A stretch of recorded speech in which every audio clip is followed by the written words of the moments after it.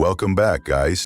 In today's episode, I'm sharing 7 true disturbing stories about Angeles National Forest. Every story will leave you questioning what's really out there. But before we begin, please consider subscribing. Don't forget to like the video and share it with your friends and family. I'd also love to hear where you're listening from. Thank you all for your support. It means a lot to me. Now let's start. I'd been working seasonal gigs with a conservation crew. That summer, I got sent way out into Angeles National Forest, far past where the weekend hikers and Instagram types even bother going. It was steep, dry, and quiet, the kind of quiet that doesn't give anything back when you talk. Closest sign of life was a rundown gas station, almost an hour's drive down a dirt road that liked to wash out every time it rained. Our base was this old fire monitoring post, basically a squat concrete bunker with a half-collapsed radio tower and a line of bunk rooms that smelled like dust and plywood.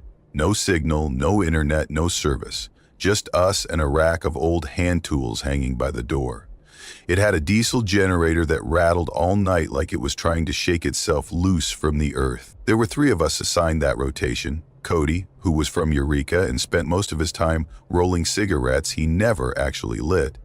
Ben, who talked like he was trying out for a podcast even when no one responded. And me. Reed was our lead. Mid-30s, thin but wiry, sharp jaw, and eyes that seemed like they were always calculating the sun's position even when it was dark. He didn't speak much, and when he did, it was short and final. Like punctuation. By the second week, the heat had us beat. Mid-July, dry as sandpaper. The shed thermometer kept climbing until one day it just blinked out and never came back. The brush was bone dry. Even the flies were too tired to move. We kept plugging along, but Reed could tell we were close to collapse. That afternoon, just after lunch, he looked around at the 3 of us like we were meat left too long in the sun and said, "Screw this. You want to see something better than sweat and chaparral?" Cody waved him off without opening his eyes. Ben was already half asleep on a cot under the awning. I stood up and grabbed my canteen. Reed took the UTV and tossed me a backup bottle. We bumped along a half-cleared trail that hadn't been used in years, probably only passable because we'd been through earlier in the season. After about 20 minutes, he pulled off and pointed to a narrow canyon running down between 2 cliffs. Half hour in, cold spring. Nobody ever finds it. Let's go. We started down. The shade helped a little, sycamores and old oak twisting overhead. But the trail was still uneven and sharp in places. Reed moved like he'd done this a dozen times. Barely looked where he was going. Then, about 10 minutes in, he slowed. Stopped. Not because he was tired, but like something had changed. I stopped too, but he didn't say anything. Just stared off to the left, beyond this small rock shelf, and asked, almost casually, "You see that?" I squinted. Through the trees, there was this patch of blue. At first, I figured it was some hiker's tarp, but it didn't ripple. Didn't move at all. The edges were wrong. Too clean, too sharp. It looked solid. We moved off trail to check it out. It was a shipping container, just sitting there, bright blue, full size. Clean, no dents, no tags, no graffiti, no tire tracks. Just nestled there in a clearing like some giant kid left it behind after a game. The thing was pristine, like it hadn't been touched by weather or time. It didn't make any sense. Reed stared at it like he was trying to rewind his own memory. "That wasn't here last time." And I knew he wasn't guessing. He remembered everything. He'd once pointed out a new gopher hole along a trail we hadn't walked in days. We walked a slow circle around it. That's when I heard the low hum. Behind the container, hidden by some brush, was a diesel generator. Big one. Humming steady, not choking or sputtering like it was struggling. It had been running for days, maybe longer, and on each top corner of the container, cameras. Motion sensors, the kind that rotate when you move. They ticked and clicked, following us as we walked. That's when I felt it. Not fear exactly, more like exposure. like we'd walked into the middle of something we shouldn't have seen. I told Reed, let's just leave right now. This isn't ours, but he wasn't hearing it. He looked at me, shook his head. It's not anyone's. This is federal land. And then, just like that, he walked back to the UTV and grabbed bolt cutters. No debate, no hesitation, 3 squeezes, and the lock clattered to the dirt. Cold air spilled out the moment he opened the door. Not just cooler, like powered air, climate controlled. It hit us like a wall. Inside, it was full of server racks, floor-to-ceiling machines, rows of blinking lights. The space was narrow, but organized. Everything labeled, wired, stacked, clean, dust-free. It felt awake. Reed stepped in like it was any other maintenance shed, sat at the nearest desk and tapped a keyboard. Monitors came alive. Dozens of windows were already open. File trees, transfer logs, folder names I couldn't make sense of, long strings of numbers and symbols, some kind of data collection, constantly updating. I didn't go in. I didn't want to. My whole body felt wrong. Numb hands, teeth buzzing, like standing too close to a high-voltage fence. I moved to the bag and opened one of the gray plastic bins stacked against the wall. Inside were files, paper ones, photos, DVDs in clear sleeves. Everything perfectly organized. And I saw kids. Some were smiling, school portraits. Some looked like they didn't know they were being photographed. Some were pulled from video, blurred motion, captured frames, and handwritten notes. Ages, locations, names, sometimes just dates. I slammed the lid shut. I didn't pause. I didn't explain. I walked back to Reed and said flat out, "We're leaving now." He looked up, surprised, and I said it again, louder this time. "It's not just data. It's something bad." He stood. No argument. We got in the UTV and drove fast, way faster than was smart for that trail.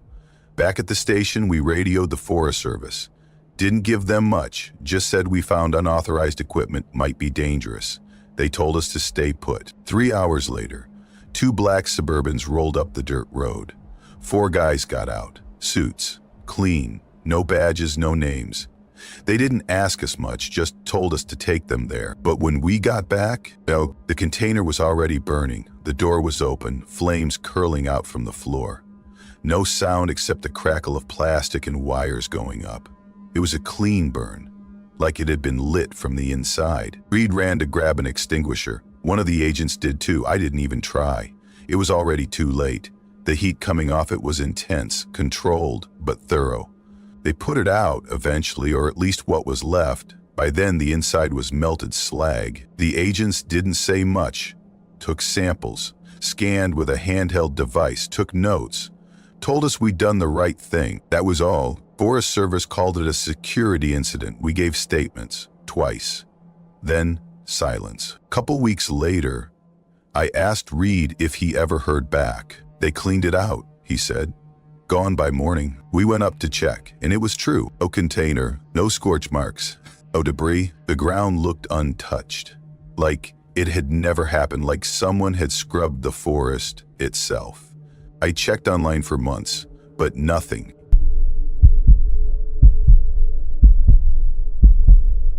It was early September, right after Labor Day weekend. School had just started and our daughter had made it through her first week of kindergarten. I remember thinking she looked smaller somehow in that big classroom, carrying her backpack like it weighed more than she did. She was holding it together, but I could tell the transition had taken a lot out of her, out of all of us, honestly. So I suggested we go camping, just the 3 of us, a short trip, nothing fancy. I thought it would help her relax after the big change and it would give us a few quiet days before we got pulled fully back into the routine of work, school, drop-offs, lunches, and permission slips. We decided on 3 nights, just long enough to disconnect and take a breath. My husband had recently signed up to volunteer with the Forest Service, light trail work, mostly cleanup. And it turned out they were doing a maintenance sweep that same week in Angeles National Forest. He'd be out with a crew each morning for a couple of hours, nothing too strenuous. That left the rest of the day wide open for me and our daughter to do whatever we wanted. We picked a campground that was small and tucked away, without all the usual noise. No RV hookups, no picnic shelters, no running water even. Just a spigot near the entrance and pit toilets down a side path. I liked that. I wanted quiet. Real quiet. Not just no music after 10 quiet. Somewhere with pine trees that actually blocked out the sky a little. Somewhere we wouldn't hear other people laughing late into the night. The kind of place where you can hear your own thoughts, whether you want to or not. We had one car between us. Every morning, we'd all wake up early, still wrapped in fleece and half asleep, and drive down to the visitor center, where my husband would meet up with the crew and catch a ride out. Then my daughter and I would head back to camp, boil water for oatmeal, and make a slow morning of it. She'd play with sticks or draw shapes in the dust with her fingers while I straightened up. It became a little routine in those few days. Simple, predictable, in a good way. That third morning started exactly the same. I remember she was humming something under her breath in the back seat. Something tuneless, the kind of sound kids make when their brains are still waking up, but they feel safe enough to be silly. We stopped at the ranger station to fill our jugs, then made the familiar winding drive back to the campsite. She hopped out of the car barefoot and went right back to her castle, a small structure she'd been building out of smooth stones and pine cones near the base of a tree. She was serious about it, like it was her job or something. I told her to put her shoes on. She didn't. I started doing what I always did, cleaning up. The camp stove still had crumbs from the night before. A couple of forks needed wiping. The picnic table was gritty. I figured if I stayed ahead of the mess, packing up the next morning wouldn't be such a disaster. I even started folding the clothes bag, trying to figure out if we could maybe leave earlier than planned. Then I ducked into the tent. I wasn't looking for anything, just meant to grab a sweater and double-check that our stuff hadn't shifted too much overnight. But when I leaned over my daughter's sleeping bag, I noticed the zipper on that side of the tent was open. Not all the way, just a few inches, like someone had unzipped it halfway and then stopped. It didn't look like something a kid would do. It looked hesitant, precise. I felt this small spike of irritation. Dust gets in through those gaps, so do bugs. My daughter's the kind of kid who leaves things unzipped, so I didn't think much of it at first. I leaned forward to close it, then noticed something odd stuffed into the mesh side pocket next to her bag. In a cigarette pack. It was one of those soft packs, creased and partially crushed, like it had been shoved in quickly. Green and white, Newports. I froze for a second, squatting there in the tent, holding it in my hand. Neither of us smoked those. My husband and I both roll our own. Cheaper, less trash. I hadn't seen a Newport pack since I was 17 and bumming smokes behind the gym. It looked out of place. Too out of place. I stared at it for another few seconds, then stepped out of the tent. My hands were colder than they'd been a minute ago. "Sweetie?" I called, keeping my voice light. "Did you go in the tent this morning?" She looked up from her pile of rocks, blinking into the sunlight. "No." "You sure?" She nodded. "Are we going to Daddy's?" "Yes," I said. "Right now. Go get your shoes." I didn't explain. I didn't even grab the day bag. I just zipped the tent, locked the car, and got us inside. She didn't resist. She was still in that 5-year-old headspace where if your mom says it's time to go, you just go. I didn't tell her what I'd found. I didn't even fully let myself think about it yet. We drove straight to the visitor center. My husband was chatting near the ranger truck, holding a styrofoam cup of coffee. I waved him over, and when he saw my face, he handed the cup off and jogged toward the car. "I found something," I said quietly, "in the tent." He didn't ask what. He didn't need to. 10 minutes later, we were back at the campsite. He pulled in slow, parked farther from the tent than usual. Then he reached across the seat, opened the glove box, and took out the flashlight we usually only use for night hikes. "I'm staying in the car," I said. I didn't mean it as a question. He nodded once and stepped out. He unzipped the tent and ducked inside. I watched his boots disappear under the nylon. Time stretched weird after that. I sat there gripping the steering wheel, not even realizing how tightly, until my knuckles started to ache. I watched the tree line, every branch, every shadow. The tent sat still like nothing had ever touched it. When he came back out, he walked straight to the driver's side window. "There's a boot print next to her bag," he said, voice low, deeper than mine. I blinked at him. "Fresh print," he said. Someone was standing there. That's when my brain just stalled. I stared at him like I'd forgotten how language worked. He didn't try to explain, just turned and started walking a slow circle around the site, scanning the trees with a flashlight. Even though it was full daylight, we called the ranger. He got there about 40 minutes later, mud on the tires, radio crackling, the whole deal. He took it seriously but didn't make a big show of it. Asked us questions, looked around, took notes in a spiral-bound notebook that looked way too small for what we were telling him. We showed him the print, the cigarettes, the zipper. He nodded a lot. Bagged the cigarette pack. Said he'd make some rounds and check for anyone matching that shoe size. But there weren't many people in that area that week. Not enough to go on. We didn't push it, we just left. That night we stayed at my sister's place in Pasadena. My daughter fell asleep instantly on the air mattress beside me. I didn't. Every time she rolled over, I jolted awake, my ears straining for a sound I wouldn't be able to explain. The next morning, my husband and his brother went back to break down the campsite. He didn't want me there. Said it made him uncomfortable to think about me walking back into that tent. They climbed the ridge behind our site. It was steep and overgrown. No path, just loose soil and dense brush. But from up there you could see everything, the entire site, every angle. You could tell who was coming, who was going, which zipper was open and for how long. They didn't find anything. No gear, no footprints, no food wrappers or cigarette butts, nothing. But someone had been there. Someone stood inside our tent, next to our daughter's sleeping bag. We changed after that. I carry the car keys now, always. We replaced our tent with one that has interior locks and double zippers. We don't camp in remote sites anymore unless we know other people are nearby.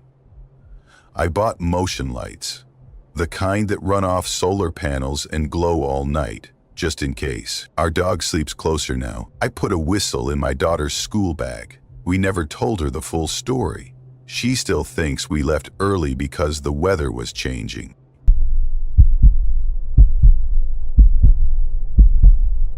I'm 34 years old. When my brother called me about clearing out our uncle's place up in the Angeles National Forest, I thought it'd be nothing more than a weekend of lifting boxes, arguing about what counted as trash, and maybe finally getting around to a real conversation we'd been avoiding for years. Uncle Tom's place wasn't just remote.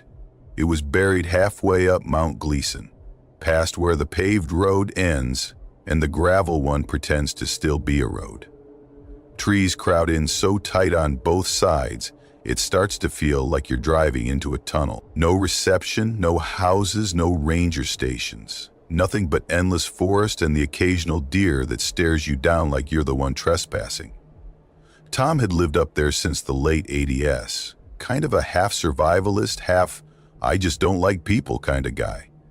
Even when I was a kid, I remember my family calling him off. I went up there once when I was 12, and even then I couldn't put my finger on it. It wasn't scary, exactly, but something about the quiet stuck with me. Not peaceful, just unnatural. Like everything around you was waiting. After he died, no one touched the place for over 2 years. He didn't leave behind much. No will, no surviving spouse, no real instructions. Just the property deed and a cabin slowly being swallowed by the forest. My brother Ben ended up taking point, found some buyer who was convinced they could flip it into a rustic rental. We had 1 weekend to get in, salvage what we could, and toss the rest. We drove up Friday morning, late enough that the sun had warmed up the air, but not enough to make the drive comfortable. The last mile was especially rough, just rocks, potholes, and that weird feeling that the mountain wasn't thrilled we'd come back. The cabin was still standing, but it looked tired. Ivy had climbed up 2 sides of the walls, The roof sagged under the weight of leaves and old branches, and the back deck had half collapsed where the hillside had washed out underneath. It looked less like a home and more like a forgotten artifact. Ben tried the front door. The key worked, but the door didn't want to move. He had to put his shoulder into it. When it finally opened, it made this long groaning sound, like something exhaling. Inside, the place smelled like old wood, damp insulation, and rodent leftovers. Dust hung in the air like it hadn't been disturbed in years. We opened the windows, not that it helped much. Ben headed down the hallway to the back rooms while I started in the kitchen. It was full of junk. Rusted can openers, expired canned peaches, jars filled with things I didn't recognize and didn't want to. I was halfway through boxing up cookware when I realized I hadn't heard Ben in a while. No footsteps, no dragging sounds, nothing. Then he called out, not yelling, just sharp enough that I could tell it wasn't casual. "Hey, you should come look at this." He was in the closet of the back bedroom, the one that had always been locked when we were kids. He'd pulled up a corner of the old rug and found this plywood panel underneath. It didn't match the floorboards, looked newer, cheaper, maybe something he'd added himself. He'd already pried it open by the time I got there. Underneath was a staircase, steep, hand-built, narrow enough that we'd have to go down sideways. No railing, no light. Just raw wood steps, fading into dark. "There's no basement," I said, more to myself than him. He just nodded. "Exactly." Then he started down like he wasn't even curious, just certain. I hesitated. Every step creaked, and the deeper we went, the weirder the air felt. Like it was thicker, harder to breathe, not in a choking way, more like the oxygen wasn't quite right. By the time we reached the bottom, I already had a pit in my stomach. The space down there didn't belong. It was too big, too finished. Poured concrete walls, no insulation, no drywall, just gray concrete and the faint smell of rust. On the far wall, shelves packed with old VHS tapes, stacked in groups and labeled with dates, sometimes 2 or 3 per day. Beside them was a long table covered in notebooks, all the same kind, spiral-bound, soft cover. And then to the right, an entire wall of Polaroid, carefully arranged, perfectly aligned, hundreds of them. Every photo showed the same 3 trees, same angle, same framing, always just slightly off-center on a slope. And always with something standing between them. Sometimes it was clearly a person. Some in coats or hats, sometimes with faces obscured, other times not. One photo had what looked like a human outline, but it was crouched too low, its arms too long, fingers nearly touching the ground. Another had something almost entirely hidden by shadow, just a faint silhouette where no one should have been. And some of the empty ones were worse, because after a while, you started noticing the wrong shadows. Or a pair of legs that didn't have a torso. Ben was flipping through the notebooks like he'd seen this kind of thing before. "These are logs," he said. "Each one lines up with a tape. Same time, 2 to 3 p.m. every day, same location. How far back does it go?" He didn't answer right away, just kept turning pages. "First one's 1986, he said. Last one's from last year." I froze. "Tom died in 2022. Ben stared at the last page. His face changed. "Then who filmed the last one?" That's when we heard the click. Soft, familiar, mechanical. A camcorder, one of those old shoulder mount ones, was set up on a tripod in the corner, pointed straight at the door. This red recording light was on. Neither of us had touched it. We stared at it, then at each other. No words, just instant panic. Ben ran first. I followed, but as I reached the bottom step, the door slammed shut, hard. I ran into it full force. No knob on my side, no visible lock.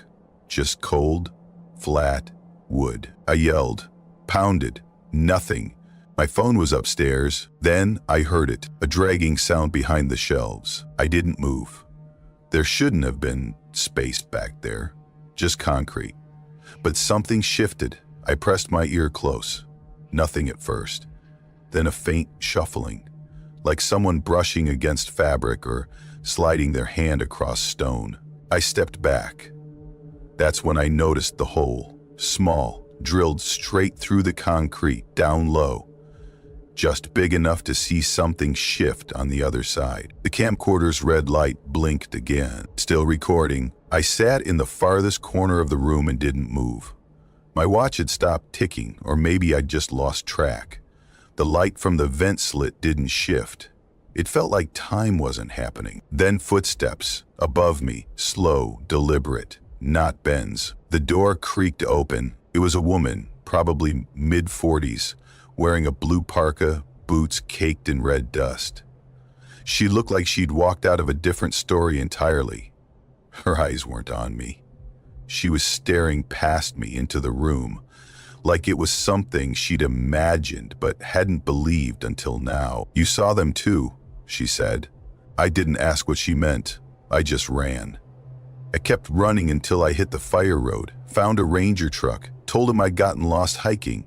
He nodded like he'd heard it before and drove me to a station where I called a friend to come get me.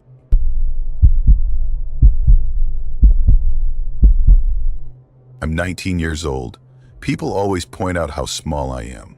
5'5" on a good day, maybe 110 pounds if I've just eaten and kept it down. It's not mean-spirited, usually, just the usual comments. You look like you'd get knocked over by a strong breeze. But out there, in the middle of Angeles National Forest with just a cart and a box cutter, those words stuck in my head more than usual. Out there, it mattered. I was volunteering with a backcountry trail program, conservation work mostly, manual labor, no glamour. I'd been out there about 3 months. Everyone else got the intense tasks, clearing brush, cutting fire lines, heavy hauling. I ended up on surface sanitation. That's their nice way of saying trash duty. I hauled junk down from broken sheds, cleared debris off trails, and dragged carts full of rusted metal, soggy cardboard, and tools no one had touched in years. It was quiet work, solo work. They figured I was quick, low maintenance, and probably less likely to complain. And they were right. The path I used most led to this place we called the drop zone, a clearing where we left sorted junk to be picked up later. It sat about half a mile downhill from base camp, just past a long, skinny trail that dipped between 2 ridgelines and cut through thick scrub and pine. The trail passed a building, an old ranger station, decommissioned, supposedly empty. You could walk right past it without even noticing unless you knew where to look. The roof slouched to one side. Most of the front was hidden behind gnarled branches and dry overgrowth. At first, I barely glanced at it. Just another forgotten building, one of dozens in the area. But after a few days of passing it alone, something started getting under my skin. Nothing obvious, just this quiet, crawling tension, the kind you only notice when your feet start moving faster and you can't figure out why. I wasn't scared exactly, not yet, just aware. Like I wasn't the only one listening to my footsteps on that trail. Then one afternoon, it shifted. I glanced over at the ranger station without really meaning to, and saw him. In the bay window, set behind thick, faded glass, there was a man standing there, too tall for that room. His neck was bent forward slightly, like the ceiling forced him to slouch. He was thin, almost sharp around the edges. Every part of him looked stretched the wrong way. His hair was a messy clump of gray, wild and knotted. He wore a white tank top that had probably started as clothing, but had disintegrated into damp patches and loose threads. It clung to him like it was part of his skin. He didn't flinch when I saw him, didn't step away, just stood completely still, staring out the window at me. No change in expression, no surprise, like he'd already known I was going to be there. I gave this tight little smile, instinct, nothing real behind it. I wasn't even sure if he could see it through the glare, but he didn't move. He just stepped back into the shadows of the room, keeping his eyes on me until the last possible second. Then his face disappeared into the dark. I didn't report it. I don't know why. Maybe because I couldn't put it into words without sounding paranoid. What was I supposed to say? There's a guy in a condemned building and he looked at me weird? Even in my own head, it sounded thin. So instead, I changed the way I walked that trail. I picked up my pace, stopped glancing at the window. I started timing myself, how fast I could get from camp to the drop zone and back without lingering anywhere near the station. But none of it worked. The image of him stayed with me. How he fit inside that house, like he wasn't really standing in it, more like he'd been absorbed by it, pressed into the wood and glass. I didn't see him again for about a week. No face in the window, no movement. I started wondering if he'd left, or if I'd somehow made more of it than I should have. Then came Tuesday. It was already hotter than usual by morning. I'd grabbed a loose navy dress that I kept stuffed in my bag for laundry days. Didn't expect to be on cart duty again. When my supervisor pointed me toward the trail list, I just nodded. I didn't even argue. I slid the box cutter into the side pocket like I always did. The trail felt different that day. No wind, no birds.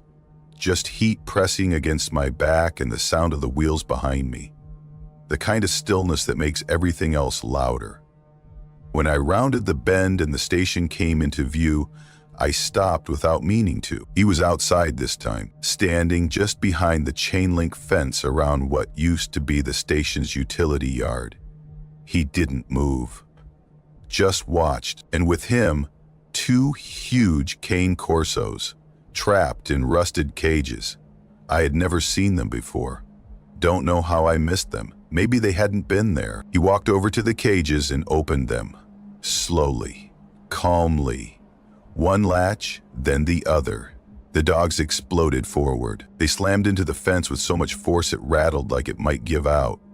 They weren't barking like they were defending anything. It sounded more like excitement, like they were waiting for someone to make a mistake. I didn't wait. I kept my eyes down and pushed the cart as fast as I could. My hands were shaking on the handle. I didn't stop until I hit the drop zone and dumped the first load of cardboard. Even then, I kept checking the trail behind me, listening. The dogs were still barking, but the man was gone. The silence afterward was worse than the barking, like the forest itself had sucked all the sound out of the air. Then I heard something. Branches snapping, underfoot, closer than they should have been. I turned. He was walking toward me from the slope, 10, maybe 12 feet away. That same bent posture. His left arm swung weirdly behind him, like it wasn't connected properly. His right hand was buried deep in his hoodie pocket. He moved like someone trying to match the rhythm of something only he could hear. Slow, precise, rehearsed. I don't remember grabbing the box cutter. I just remember my fingers around it, my palms slippery, my chest too tight to move air. Then someone called out, "Is that your cart?" Normal voice, friendly tone, like we were in a parking lot, not a clearing at the edge of nowhere. I turned so fast I almost fell. One of the guys from camp, tall, kind of awkward, always wore these old boots that squeak when he walked. He was holding a trash bag, climbing the trail like he was late for a snack. "Yeah," I said, barely getting it out. He didn't slow down, just walked up beside me, brushed his hand against my shoulder and leaned in a little. "Come with me," he whispered, calm, steady. Then he took the cart handle and started pushing it back uphill. I followed. I didn't say a word. Didn't ask questions. I just kept glancing back until we were around the next bend. That's when I saw him, the man from the station, running. Not walking, not pacing, sprinting back toward the utility yard. Fast, uncoordinated, frantic. He shoved something into his waistband. Metal. Could have been a blade or a tool. I couldn't tell. His eyes followed the guy beside me with this pure, raw look. Not fear, not panic. Just pure hatred. Unfiltered. Animal. We reached a flatter stretch and stopped. "I saw him coming toward you," the guy said. Didn't like the way he moved. Figured if I kept things normal, maybe he'd back off. He wasn't trying to act like a hero. He didn't puff up or try to make it dramatic. He just stood there, making sure I wouldn't have to go back down alone. "Don't go near that place again," he said. "If no one's around, grab me." I nodded. That was it. He headed back to camp like nothing happened. I stayed there for a few more minutes, gripping the cart, the box cutter, the air in my lungs like they were all the same thing. Like letting go of any of them would mean falling apart. After that, I never walked that trail alone again. I never touched another assignment that took me past the ranger station.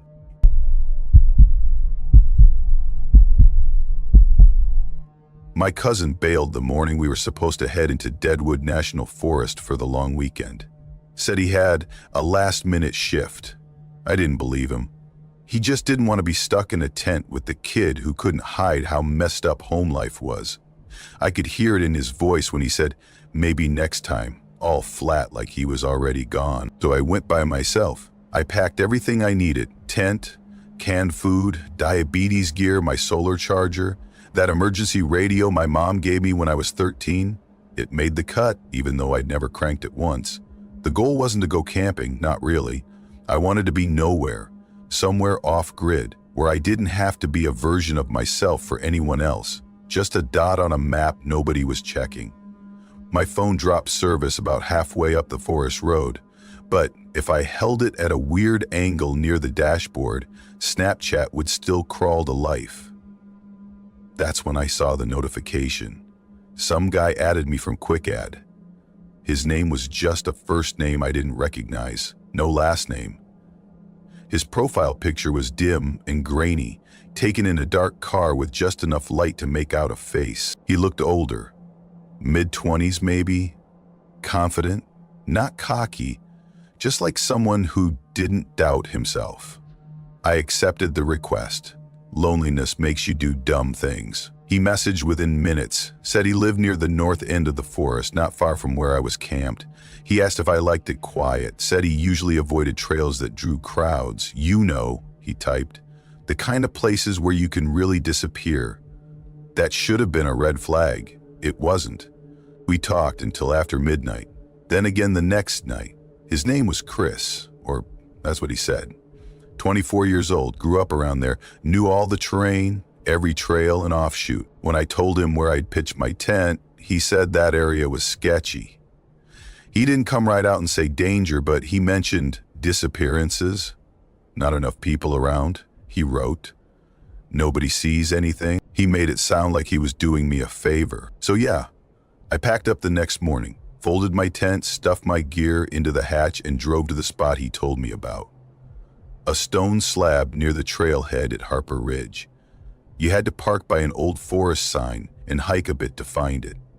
He was already there when I arrived, sitting like a statue. "Thought you changed your mind," he said. He smiled, but there was something in his eyes I didn't know how to read. We hiked for over an hour, not on a trail, through undergrowth thick enough to slow us down every few steps. At some point, I asked him where exactly we were going. "Cabin," he said. "Friend's place. It's off an old fire road. Nobody around for miles. You'll like it." When we got there, I realized he'd stretched the word cabin beyond its limits. It was a shack, the kind of place you'd expect to find on the edge of a horror movie set. Boarded windows, flaking paint, rusted locks that didn't lock anything anymore. No power, no plumbing, just a sagging mattress in the corner and a single battery lantern swinging from a nail like a sad chandelier. Chris didn't seem to notice how awful it was. He was calm, like he did this every weekend. That first night was quiet. I didn't sleep much, but not because anything weird happened. I was still wired from the hike, still trying to convince myself this was a break, not a mistake. It got weirder on the second night. He got snappy when I reached for my phone. I just wanted to check the time. He took it from me. Said people who came to the forest for silence shouldn't be staring at screens. I laughed, thinking he was joking. He wasn't. He dropped it into his pack and said, "I'll keep it safe. It's easy to lose things out here." I should have left then. Next morning, we crossed paths with two hikers heading up the ridge. I said hello. Chris didn't even look at them, just stared until they passed. One of them glanced back at me. Not for long, just enough to make my stomach twist. We stayed another night, then another. Every time I brought up heading back to the road, he acted like I was insulting him. "You said you wanted to get away," he'd say. "You don't really mean that, huh?" At some point, he stopped asking. He just expected me to stay. He started rationing our food and water, made jokes about how soft people had gotten. "You could use some time off the grid," he said. "You'll thank me later." My insulin was running low. I told him, "You're not going to die," he said, waving it off. "It's just discomfort." 3 days before Thanksgiving, he shook me awake before sunrise. "We have to move," he said. "Rangers came by the shack. They're asking about squatters." We didn't talk while we hiked. No trails this time, just scrambling through brush. At one point, I stopped asking where we were going. He wasn't answering anyway. In the late afternoon, a guy stepped out of the woods like he'd been waiting for us. Chris introduced him as Leo. "He's one of us," Chris said. I didn't ask what that meant. Leo had a machete strapped to his leg, didn't smile, barely spoke. Chris handed me a canvas bag, told me to go with Leo to grab supplies from a drop point. The clearing was strange. Crates stacked under a camo tarp, like a survivalist's Christmas. Leo barely acknowledged me. Out there, away from Chris, I pulled out the burner phone I'd hidden in my boot. One bar. One message. From Chris. "You're being shady. What the hell are you doing?" My hands went cold. I took a selfie. Me and Leo by the tarp. Sent it. "Just getting food, like you said." When we got back, Chris was pacing like he'd been doing it for hours. I handed him the bag. He didn't even glance inside. "What'd you say to him?" he asked. "Nothing." He turned to Leo. "She tell you anything?" Leo barely looked up. "She was quiet." Chris didn't believe him, or me. He kept pressing, voice rising, accusing me of lying, of going through his pack, of planning something. Finally, Leo said, "Handle your own drama," and vanished back into the trees. Now it was just us. He pushed me back into the shack, slammed the door behind us. "You went through my stuff," he said. "I didn't," I said. My voice sounded too small in that space. He didn't care. He just paced and muttered, accusing me of things I hadn't done. Eventually he went outside, maybe to calm down. I didn't wait. I grabbed my insulin, the burner phone, and my flashlight. I ran. Branches scraped my arms. I didn't care. My legs burned, but I didn't stop. I didn't even know which way was north. At some point, I hit a root and went down hard. My knee cracked against something, and for a second, I couldn't breathe. But I got up, kept moving. I didn't care if I got lost. I just had to get away. I found an old fire road, broken signs, faded lettering. I crawled under a rocky ledge and cried until there was nothing left in my throat. A little after midnight, I saw a flashlight bouncing through the trees. I froze. It wasn't Chris. It was another guy. I recognized him vaguely. Maybe from the shack, maybe not. He said he saw my light, said he came to help. I followed. I didn't have much choice. He didn't take me to the road. He took me to another camp. More people. Tarps stretched between trees. No one said much. One woman took my insulin and said she'd keep it safe. I stayed there 2 days. They didn't let me leave. On the third night, someone muttered, "Your people were called." I didn't believe them, but at dusk, headlights cut through the trees. A black SUV pulled up. My mom stepped out. She looked exhausted, wrecked, but solid. She didn't say anything at first, just walked up to me and said, "We're leaving now." Someone shoved a duffel into her arms and said, "She's not welcome back." We didn't talk on the drive, not until we reached a gas station outside town. I didn't go home. I stayed with a friend near Norcliffe. I couldn't sleep. I kept checking the windows. Every creak sounded like footsteps. A few weeks later, I found out Chris had turned himself in. His real name wasn't Chris. He had open warrants. He was tied to a missing girl from 2 years ago. She never came back.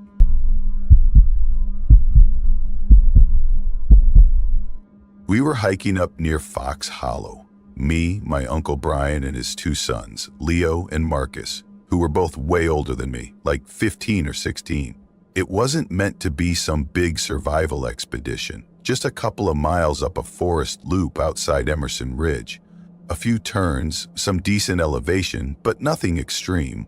They'd gotten into this routine, these weekend hikes, ever since spring hit. I'd heard about them every Monday from my cousins. And every week I'd ask to come along, and every week I'd get some version of next time or when you're a bit older. Then one Saturday in late June, Uncle Brian finally said yes. Looking back, I think he thought it'd be good for me, that maybe if I scraped my knee or got blisters, I'd stop asking. But more than that, he probably figured it would help me learn how to keep up, to stop zoning out so much, because I did that more than most kids.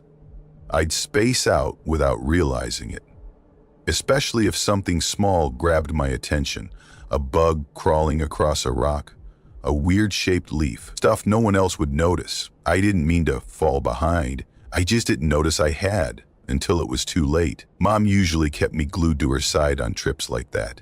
One hand on my shoulder if we were walking near cliffs, constant reminders not to wander. But she wasn't there this time, just Uncle Brian, who figured I'd copy the boys and fall into line. I did for a while. The beginning of the trail was easy. I had to jog now and then to keep up, but it wasn't bad. Leo and Marcus were being loud, daring each other to balance on logs or throw pine cones at dead stumps.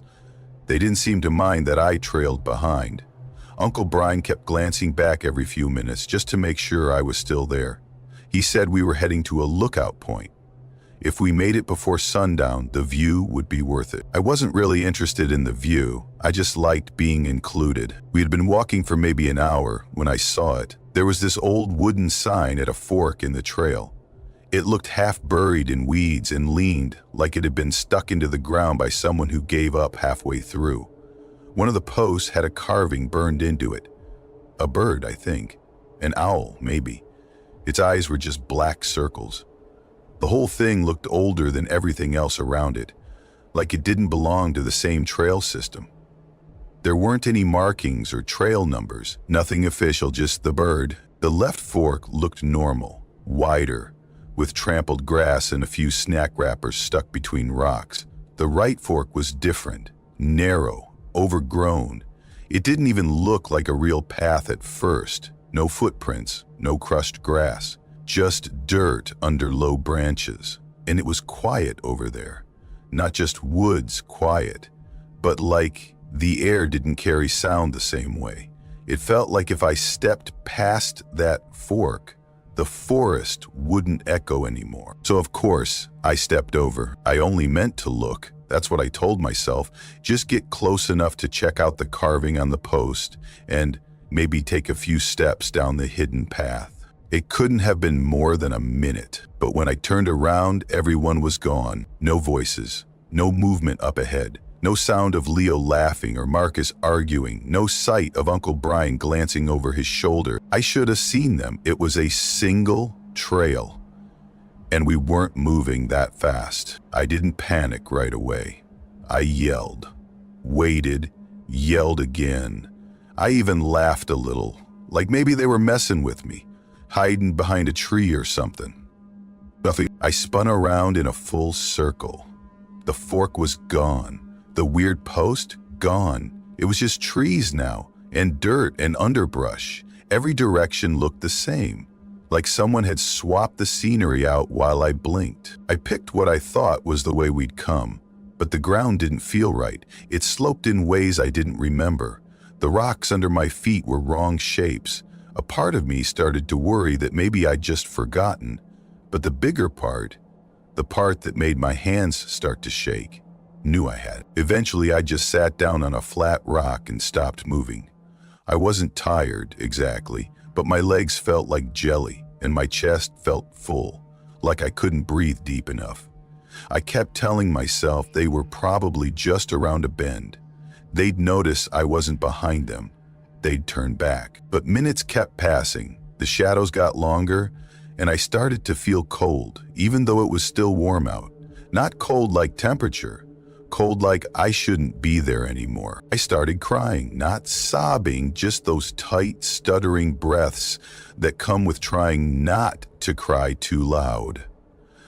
I wiped my face with the sleeve of my hoodie. I remember it was damp afterward, and I felt weirdly embarrassed about it, like I was going to get in trouble for being messy. Then I heard something above me. Footsteps, crunching leaves. A man appeared coming down the hill like he'd been walking the trail the whole time. He looked like a regular hiker. Late 40s, maybe older, average build, gray hoodie, faded cargo pants. His boots were caked with dried mud, like he'd been out here for a while. He had sunglasses on, which was weird, because the sun was behind the trees by then and the trail was mostly shade. But he didn't seem threatening. He stopped a few feet away. "You all right, kid?" I didn't say anything at first. I just looked at him. He didn't look dangerous. He didn't look like anything, really. Just a guy. I told him I'd gotten separated from my family. I didn't explain how. I didn't want to get in trouble. He nodded. "I saw a guy with 2 boys not long ago. They looked pretty worried. Asked me to keep an eye out for a kid in a green backpack and a Dodgers hat." I glanced down at myself, like my own outfit would betray me. Green backpack, Dodgers hat. It matched. He pointed behind him. "They're back that way. Still a hike, but my truck's up the service road. If we drive, we'll beat them to the main lot." Then he held out his hand. I didn't take it. I said, "I'm not supposed to go with strangers." He smiled at that, like I'd passed some kind of test. "That's smart. You're right. But I already talked to your uncle. He told me to bring you if I saw you." Then, after a beat, "Your dad was with him too." He looked really upset. That's when it happened. I didn't plan it. It just came out of my mouth like someone else said it. "My dad's dead." He paused, just a flicker. Then he smiled again, like nothing had changed. Something in my stomach dropped. It was like every instinct I had finally caught up at once. He wasn't who he said he was. He hadn't passed my family. He hadn't come from the trail. I hadn't heard him until he was 5 feet away. He crouched down slowly. "It's okay to be scared.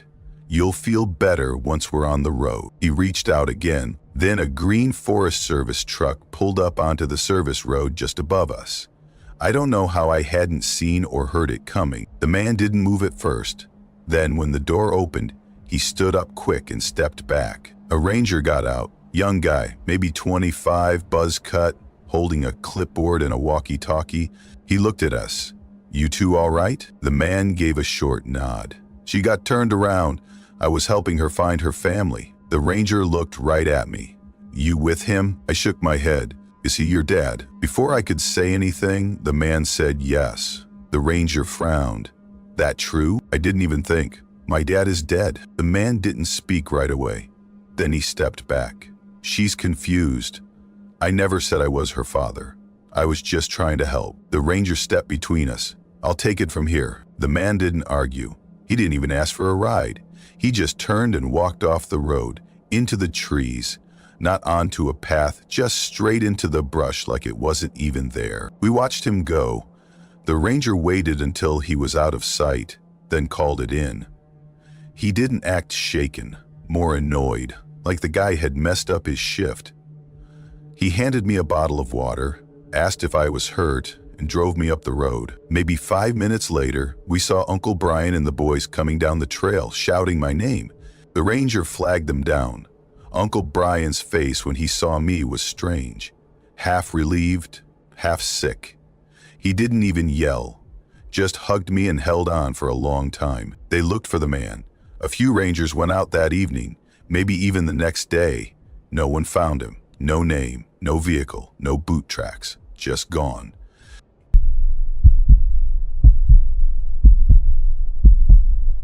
I was 24 when my cousin Devin had picked up this seasonal trail maintenance job up in Miller Ridge, part of the Tabor National Forest area. It wasn't glamorous work, mostly hacking through dense brush, hauling gear, and repairing old water bars.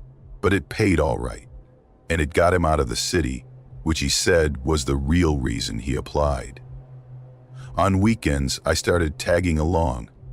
I wasn't on payroll or anything, but the crew didn't care. I helped haul gear, clear lighter debris, stack branches. I think they just appreciated the extra set of hands. I liked the rhythm of it, the quiet. We'd hike in, work in silence mostly, break for lunch on flat rocks or dusty logs, then hike out. By the end of the day, I'd be wiped, but it was the good kind of tired. Body sore, head clear, kind of like the physical version of turning your phone off and leaving it that way. It was early July, one of those weekends where the heat hits early and doesn't back off until sundown. We were somewhere near Trapper's Loop when I saw him the first time. Just a guy coming up the fire road ahead of us. Thin, wiry, shirtless. Carried a skateboard tucked under his arm like it was a totally normal thing to bring into the forest. Behind him were two kids, boys maybe 10 and 6, walking in perfect step behind him, not speaking, not messing around like kids usually do, just trailing him quietly like ducklings. Devin gave him a quick nod when we passed. Trail etiquette. I offered a polite smile. The guy didn't even look at us, not really. His eyes skimmed over like we were trees or rocks. Background noise. Then he kept walking. Weird, sure, but the forest attracts all kinds. Backpackers in full gear, day hikers in sandals, people who swear by crystals or sun cycles.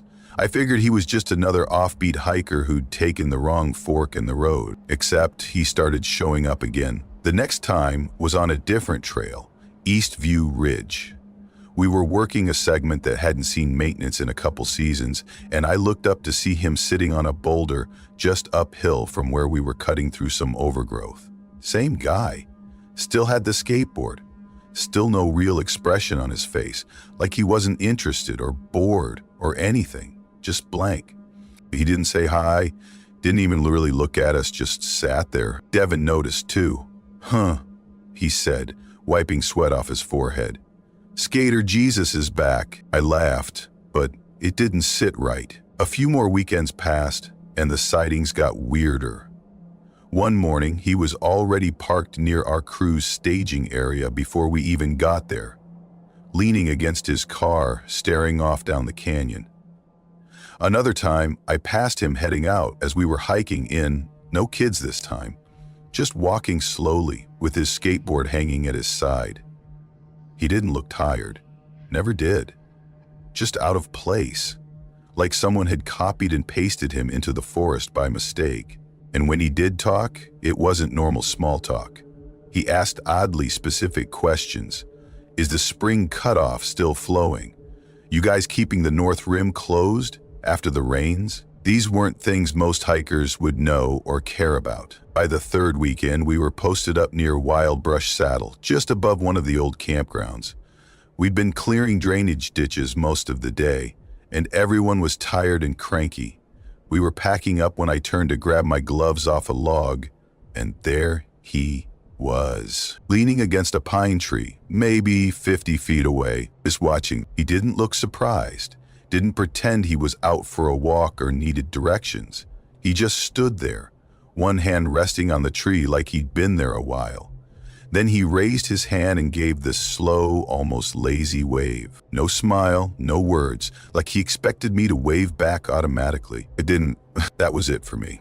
I told Devon I wasn't coming back out the next weekend.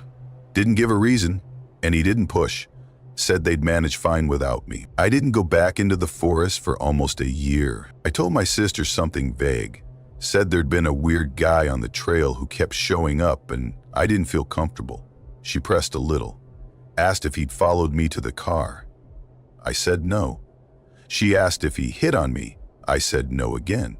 But the truth was, he kind of did, just not in the way most people think. It was a few weeks before I quit that he actually came into our trail camp. It was a basic little spot near a seasonal stream. Nothing official, just tarps, a couple coolers, some gear laid out while we took a lunch break. That day, everyone else had gone down the trail to fill water jugs. I'd stayed back to reorganize some tools and make sure we didn't leave anything behind. And then he just walked in, no sound, no warning. I looked up and he was standing at the edge of the clearing like he belonged there. Didn't say anything, just walked up slowly and held something out in his hand. It was a trading card, a Magic the Gathering card actually. I recognized the artwork even though I don't play. Some kind of sea monster with huge tentacles rising out of a stormy ocean. He held it out between two fingers, like he was offering me a gift. I didn't touch it, didn't ask what it meant. I grabbed my backpack and walked out of there without a word. I didn't tell anyone that part, not then. It felt too strange to explain. Months passed. Eventually, I picked up a part-time job at the little forest supply kiosk near Brecker Hollow. We sold trail maps, handed out brochures about bear safety, rented canisters and permits. The vibe was totally different from trail work. Indoors, fluorescent lighting, people asking if they needed sunscreen for a 2-mile loop. I figured I was safe, and then, one weekday afternoon, he walked in, same guy, same frame, same haircut, same eyes that didn't blink enough. No skateboard this time. He used our public computer to print out what looked like a resume, then came up to the counter and said, "How do I get a job here?" My stomach dropped, but I didn't let it show. I kept my voice steady, told him to talk to the manager. She happened to be nearby, and she stepped in, explaining how hiring worked through the regional office. He nodded, smiled slightly, and left. That should have been the end of it, but it wasn't. 2 years went by. I stopped thinking about him. Then 4 days ago, my mom texted me. Said someone had called the house asking for me. No message, no name, just a number on the caller ID. It didn't look familiar. An hour later, my sister called. She didn't say hello. She said, "You've got a stalker." My stomach turned to ice. She told me the guy had called her too. Said he'd met me in the forest. Said he'd been trying to reach me for a long time. Said he wanted to see me again. He was calm, polite, but something about the way he kept talking freaked her out. He sounded obsessed. That's when things really spiraled. My mom got another call, this time through my brother's phone. She'd been staying at his place that week, and the number came through while she was using his charger. My brother flipped out, accused me of giving out his number, maybe by accident. I swore I hadn't, but somehow this guy had it. I did a reverse lookup. The number traced to a rural area right on the forest's edge near the old ranger station. The kind of place where trailers lean at weird angles and nobody answers the door. My sister and I drove out. She tried to lighten the mood, pointed at every bearded guy and said, "Hey, maybe that's him." I didn't laugh. We didn't get out of the car. When we got home, the calls kept coming. My brother was pissed. Pressed the phone into my hand and said, "You call him right now." So I did. He picked up immediately. "Chesney speaking." I knew the voice. Calm. Way too familiar. I said, "Stop calling this number. This is your final warning. If I hear from you again, I'm calling the police." He tried to explain. Said he just wanted to reconnect. Said I used to be out there all the time, like we were friends, like we had history. I asked for his full name. He gave it, no hesitation. That night, I found his Facebook. It was him. Same face, same vibe, same weird hoodie. His posts were disturbing, chaotic, rants about cleansing rituals, ancestral burdens, and the bloodline of leaders. He claimed German heritage. Said he was descended from Hitler. It didn't feel real. I filed a police report with the local non-emergency line. No direct threats yet, but I wanted it on record. Later that night, he called again, twice. My brother was furious. Handed me the phone. I didn't hold back. "You're done calling this number. You've been reported. One more call, and I get a restraining order." I hung up before he could say anything else. We blocked the number. My mom asked if we should notify the Forest Service. I haven't decided yet, but if he got our numbers from some old employee roster, he might have our address too.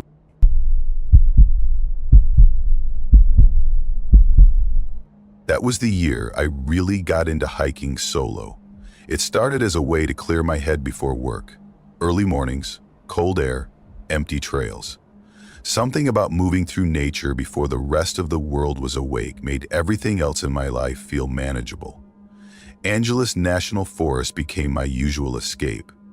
It's close enough to the city to not be a hassle, but once you're a few minutes in, it feels like you've dropped off the map. I'd gotten to know most of the front-facing trails pretty well, enough that I could probably draw them from memory.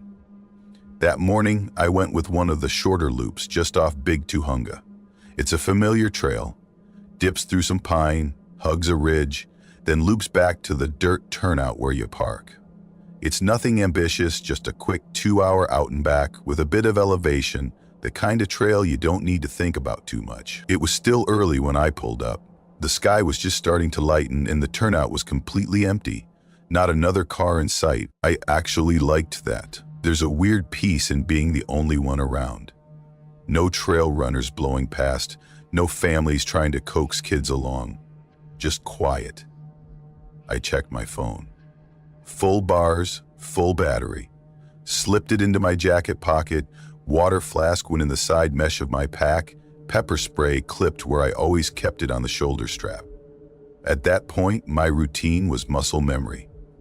Then I heard the crunch of tires. I was still leaning into my mirror, tightening the laces on my right boot, when a red pickup truck pulled into the lot. I didn't hear it at first, just felt the change in the air. That tension you only notice when you're suddenly not alone anymore. I turned my head just slightly, expecting to see it pull in beside me or roll on past, but it didn't. The truck just stopped and idled. All the way at the far end of the lot. It didn't even angle into a space, just pointed its nose at the tree line like it had somewhere more important to be. The engine stayed on, the driver didn't get out. I looked up and that's when I saw him watching me. He wasn't making any move, just sitting there, hands on the wheel, eyes fixed straight ahead. He wore a black baseball cap pulled low, no sunglasses. His face was blank. Not curious, not annoyed, just still. Completely still, like he wasn't actually looking at me, but through me. I gave him one of those half nods you do when you accidentally make eye contact with someone you don't want to talk to. No smile. Then I turned my back and pretended to keep fiddling with my boots, but I felt it. That tightening at the base of your neck when something's not right. When your body picks up on it before your brain wants to believe it. He wasn't moving, no phone out, no map, no reverse lights, just idling, watching. My hand drifted into my jacket and brushed the pepper spray. I didn't unclip it, just needed to feel that it was still there. I told myself maybe he was waiting for someone, maybe he was lost, maybe his GPS had glitched and was recalculating.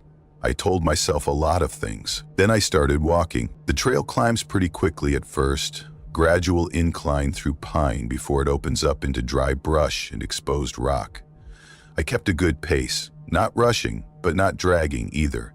I didn't put on headphones, didn't make a call, just wanted to keep my ears open. About 10 minutes in, I heard it, that same gravel crunch. But not behind me, from above, higher up toward where the Ranger access road branches off the main trail and loops around the ridge. It's technically off limits, chained off with a rusted old "Do Not Enter" sign that's been half collapsed for years. No one really follows it, and you can't get very far before it dead ends. But there he was, same red pickup, crawling along that road like it belonged there. It was slow, deliberate. I watched it glide behind a row of pine trees, then disappear behind a rock outcrop. It didn't reappear. My stomach flipped. That road doesn't loop back. It's a stub, which meant he wasn't heading anywhere. He was positioning himself. That truck had no reason to be up there unless he wanted a clear view down onto the trail. Onto me. That was the moment everything in me changed. I didn't panic exactly. It was more like something cold clicked into place in my brain and everything got sharper. I unclipped the pepper spray, kept it in my right hand. I walked, deliberate steps, no stopping. Just kept moving like nothing was wrong. Then the trail forked. Left would have kept me on the loop, wide and flat, completely exposed. Right dropped into a side trail, more like a deer path than a real hike. It cut steep down into the canyon, narrow and overgrown, but I remembered it from last year. No one used it, and there was no way to follow it with a vehicle. I didn't even think. I turned right. Within a minute, I was under the tree line. Everything got darker, closer. I moved faster, half jogging, staying low without thinking about it. I didn't want to be visible from the ridge. I didn't want him to see me shift direction. Then his engine cut. No sputter, no fade out, just off. 1 second there, then gone. Which meant he wasn't just idling anymore. He was out of the truck. That silence was so loud I could barely think. Then came the branches, breaking, steady steps, close, careful. Not an animal, not some squirrel or deer. This was bipedal, heavy, someone picking their way downhill. I dropped behind a thicket of manzanita and crouched low. Didn't move. My fingers were sweating so much I could barely keep a grip on the pepper spray. I didn't breathe, just waited. Then he came into view, between 2 trees, about 20 feet above me. Same cap, same dark jacket. He was walking slowly, like he had time to kill. Not searching in a frantic way, just scanning. Like someone retracing a path they knew already. He didn't say a word, didn't call out. Just walked with this patience. And then, just like that, he passed. I waited. 10 seconds. Maybe 15. Then I moved, downhill, fast and clumsy. I didn't care about the trail anymore. Slipped on loose rock, scraped my leg on something. Didn't stop. I angled west, trying to get to the fire road I knew crossed the bottom of the canyon. My lungs were on fire. My legs were shaking. But I didn't slow down. I pulled out my phone and hit 911. Tried to talk, but all that came out at first were fragments. Angeles National Big Tuhunga off trail. Someone's following me. Red truck. Don't know the plate. He's on foot. The dispatcher tried to get my GPS. It wasn't working. She asked for trail names, landmarks. I gave her what I could. She said someone was coming. Ranger Patrol. Told me to keep moving if it was safe. I wasn't sure what safe was. Eventually, I found the fire road gate by the highway, crouched behind a boulder. Didn't move until I saw flashing lights come around the bend. It took them 11 minutes to get there. They searched.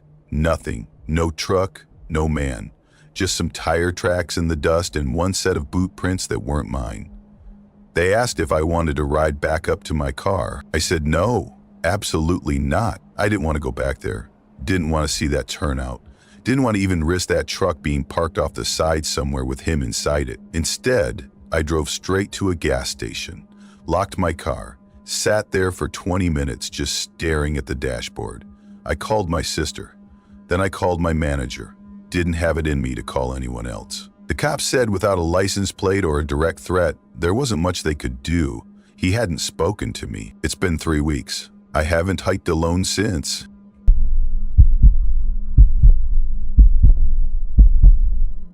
I'm 23, and I left a part of myself in the San Elijo Hills. We met on Hinge last fall. His name on the app was Tyler. Said he was 29. His profile didn't have much to go on, just 2 photos, both clearly cropped to hide where they were taken. One was him hiking, the other at a coffee shop, maybe. No goofy prompts or fun facts like most people include. Just a job title that read tech consultant, and some vague answer about loving the outdoors and meaningful conversation. Still, something about the way he messaged stood out. He was quick, clever, never pushy. Made me laugh in that subtle way where you feel like you're in on the same joke. We matched on a Wednesday night. He asked me out by Friday. Saturday evening, we were sitting outside at a taco stand in Vista, talking about movies and arguing about whether Baja fish tacos are overrated. I thought they were. He pretended to be scandalized. After that, we started seeing each other once or twice a week. Nothing intense. He never called it anything. I didn't either. We hiked together, Double Peak, Iron Mountain, few little trails off the 78, did brunch in places like North Park or Encinitas. He always came to my apartment, never invited me to his. Said he was in between places. I asked once if he had roommates, and he just said kind of and changed the subject. I didn't push it. He always paid in cash. I joked once that he must be a drug dealer, and he just laughed and said, I like keeping things simple. I told myself it was quirky, not suspicious. Looking back, I can see where I started ignoring little things. like how he never used cards, ever, or how his phone was always face down, even when he wasn't looking at it. He never posted anything on Instagram, didn't tag places, didn't even have a visible friends list. I chalked it up to privacy or maybe just being old school. The weird thing was, he made me feel seen, like really seen. He remembered tiny things I mentioned in passing, like the exact book I'd been wanting to read or that I hated sweet pickles. He made me feel steady, grounded, even when I wasn't. That feeling? It's easy to get hooked on. 2 months in, he told me I made him feel calm, that I was different from people he dated before, less intense, easier to be around. We were on my couch when he said it, his arm around me, like he was letting me in on some secret. I told him I wanted something real, something with actual weight. He got quiet, said his work situation was complicated, and he didn't want to make promises. I said I understood, even though I didn't. He didn't like labels, or plans, or questions, really. I started seeing someone else, not seriously, just a couple of dates. When Tyler found out, he went cold, then heated, not hurt, angry, like I'd broken a contract I hadn't signed. "You're disrespecting what we've built," he said. I reminded him he told me this wasn't serious, that we weren't exclusive. His face changed, like I'd said something offensive. But then, like always, he came back the next day with a small peace offering, a book I'd offhandedly mentioned weeks earlier, or my favorite ice cream.